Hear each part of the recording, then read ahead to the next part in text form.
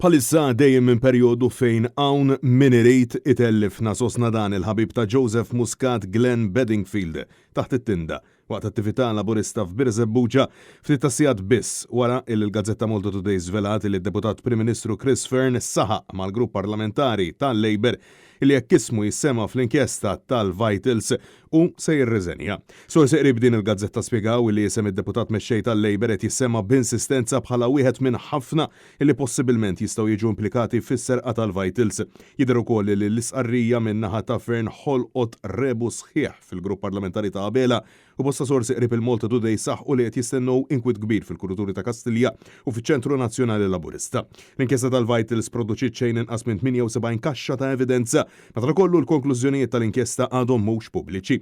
Sissa rapporti fil-medja indipendenti żvelaw li Joseph Muscat, Conrad Mizzi u Keith Schembri huma fost lista twila ta' individwi u kumpanniji sospettati b'sorsi qrib il-Labor mhux qed jeskludu l-involviment ta' ministru ieħor u uffiċjali għolja tal-Partit Laburista. Waqt li għaddej dan it-terremot kollu, il-mexxej tal-Labor kellu intervista komda taħt it-tinda f'Birzebbuġa fejn ġie mistoqsi sensiela ta' domandi minn ġurnalista Super One. Fil-waqt li Glenn Bedingfield ma ddejjaq xejn jitkellem fuq il-kriżi interna fil-Labor. Bħalissa għaddejjin minn perjodu fejn hawn min qiegħed jipprova jisfokana minn fuq ix-xogħol tagħna.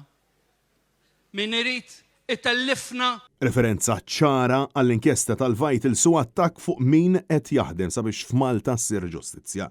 Intant, il-Prim Ministru kompla b'din in-narrattiva jemmina xogħol il-qrati fil-waqt li intensifika l-attakki għas-sempliċi fatt li din l-inkjesta qed kopri persuni li kienu jew allegatament għadhom fil-politika. Jekk kien hemm disservizz li sar kien mill-inkjesta fuq il-bqija tal-ġudikatura nnifisha. Din l-inkjesta xeħtet dak li suppost huwa proċess ta' ġustizzja fid-dibattitu partiġan politiku. Dik hija xi ħaġa illi naturalment jien ma nistax ma nikkummentax dwarha. Francesco Catania, Net News.